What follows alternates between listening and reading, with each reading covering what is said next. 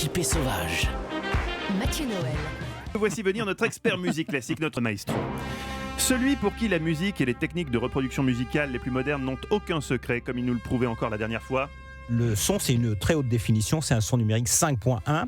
Ne me demandez pas ce que c'est, mais on sent que c'est très bien. Oui, c'est super. Alors Thierry Geffrotin, là où vous nous emmenez aujourd'hui, pas de Dolby 5.1, vous n'aurez pas à nous expliquer ce que c'est, mais un très beau son quand même en perspective. Mais oui, alors cette année, vous savez, c'est le 250e anniversaire de la naissance de Beethoven, on va l'entendre toute l'année, donc je vous le redis. Alors j'aurais pu vous parler de Beethoven ce matin, d'un anniversaire. Non, je vais vous parler d'un autre anniversaire, mais cette fois, c'est pas Beethoven, c'est Handel. Je savais pas. Ça change de la sarabande, hein. Oui, Ne me remerciez pas. je vous remercie toute ma vie, je vous remercie. Alors, on fête quel anniversaire cette année avec Handel? Sa mort ou sa naissance? Ni la mort, ni la naissance, ni la première communion, ni rien de tout ça, mais il y a quand même une bonne occasion de vous parler de Handel cet après-midi, pardon. C'est le festival de Göttingen qui fête cette année le 100e anniversaire de son festival, de sa création. Alors Göttingen, je vous indique un peu où c'est, vous connaissez la chanson de Barbara, évidemment. Oui, mais on ne connaît que ça, donc Et il on va ne falloir connaît plus que d'indications ça. géographiques. C'est une ville de Basse-Saxe. On n'est pas très loin d'ailleurs de l'endroit où est né Handel. Et Göttingen, non content en effet d'avoir été popularisé en France par Barbara, a un festival qui fête cette année son 100e anniversaire. Première édition en 1920. Ils avaient donné un opéra de Handel, Rosalinda, que personne ne connaît ici. Hein. Non, Mais moi non plus, je vous le dis, parce que... Vous aussi, il y a des opéras que vous connaissez pas? Non, Ah, ça me rassure. Handel, c'est comme Vivaldi, les opéras. Il était prolifique. Hein. Très prolifique, parce qu'il était patron d'opéra, donc il faisait un opéra par saison. À l'époque, on ne faisait pas de reprise, si vous voulez. Hein. Ah, mais pourquoi? Beaucoup de créations. Mais parce qu'il fallait satisfaire le public. Aujourd'hui, on est très classique. On Enfin aime bien bref, réécouter tout les ça mêmes pour choses. vous dire que cette année, les organisateurs se sont dit, il y a 100 ans, on a donné un opéra de Handel. Et bien cette année, pour le 100e anniversaire, on va donner tous les opéras de Handel. Et ça fait combien d'opéras en tout? Ça en fait 42. Le mec, il a écrit 42 opéras? Il a écrit 42 opéras en 36 ans. Ah bon?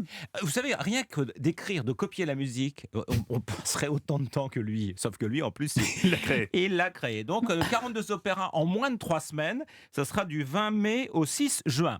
Donc, vous aurez, en vrac, Alessandro, Tamerlano, Admetto, Otenno, Ariodante, Ezio, Scipione, Serse, Giorgio. Enfin, je ne veux pas tous vous les dire. Hein. Mais il était italien ou il était allemand? Il était allemand, mais à l'époque, tout ça se chantait en italien. Ah oui, c'est des avec opéras, des c'était forcément castrats qui italien. étaient des stars. Un grand opéra, vraiment, je vous le recommande. Celui-là, il est très long, il dure au moins 3 heures. C'est Jules César. Bon, voilà, je vais arrêter là. Je ne vais pas vous citer les 42 opéras de Handel parce qu'on y serait encore pendant 2 heures. Hein. Mais alors, quelle est la spécificité de ce festival? On va entendre des opéras, mais pas que. Alors, vous imaginez que monter 42 opéras, C'est impossible, financièrement, ouais. techniquement, artistiquement, c'est en moins de 3 semaines, c'est impossible. Donc, les Allemands colossal rigolade, ils sont... Ça, c'est bon, ça. Excuse-nous, Guéla, on Ça fait savait longtemps pas. qu'on n'avait pas entendu ça. Ils se sont dit, on va monter les opéras dans la manière traditionnelle, c'est-à-dire les versions scéniques. On aura aussi des versions de concert. Alors aujourd'hui, les versions de concert, il y a un peu de mise en scène. Il n'y a pas de costume, il n'y a pas de décor, mais en général, les chanteurs, il y a un peu de mise en scène. Et puis, vous aurez aussi d'autres manières de donner des opéras de Handel. Vous les aurez en version pour marionnettes. Ah, c'est sympa. Mais non, ne riez pas. Oui, Ne je- riez pas, je- c'est sympa. Pour la petite histoire, Joseph Haydn, grand compositeur, a écrit spécifiquement des opéras pour marionnettes. À l'époque, c'était à la mode. Donc, on va faire des Mais opéras. c'est pour les enfants ou c'est pas? C'est juste en non, marionnette? non, c'est pour les adultes. c'est pour les adultes. Vous aurez aussi d'autres formes. Vous aurez des arrangements pour orgue, des arrangements. Alors ça coûte moins cher. Hein, des arrangements pour quatuor de flûte à bec, ça coûte encore moins cher. Vous aurez des versions pop, des versions jazz, du slam, du tango, des versions multimédia. Bref, si vous aimez un peu Handel et surtout si vous êtes très curieux, je vous encourage à aller fin mai à Göttingen. Je pense que vous serez assez surpris de ce que vous pourrez entendre et voir. On parlait de musique italienne. C'est en effet une cure de musique italienne écrite par un génie saxon, tout simplement. Voici venu l'heure du qui tout double.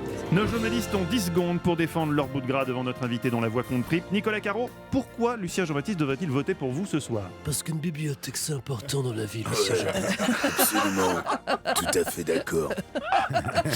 Anne Le Gall, pourquoi voter pour vous?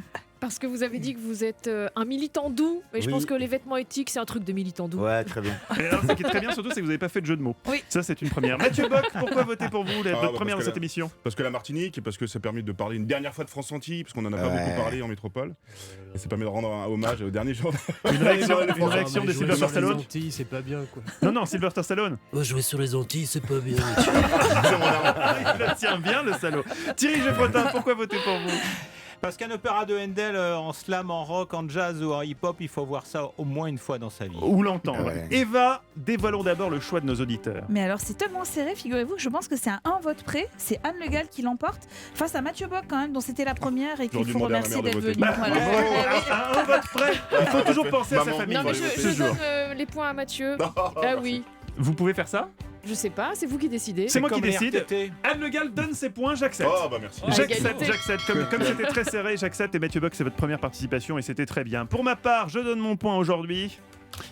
Ah, je crois que je vais les donner à Sylvester Stallone. Une réaction, Sylvester. Je suis bien content. Mais vous le savez, ici, c'est l'invité qui décide. C'est à lui que revient le privilège et la lourde responsabilité de trancher. Il a 3 points. Lucien Jean-Baptiste, qui, selon vous, mérite d'être sacré chroniqueur du show? Eh bien, c'est Thierry Geoffrotin, c'est ça? C'est Thierry Voilà, Geoffrotin. voilà.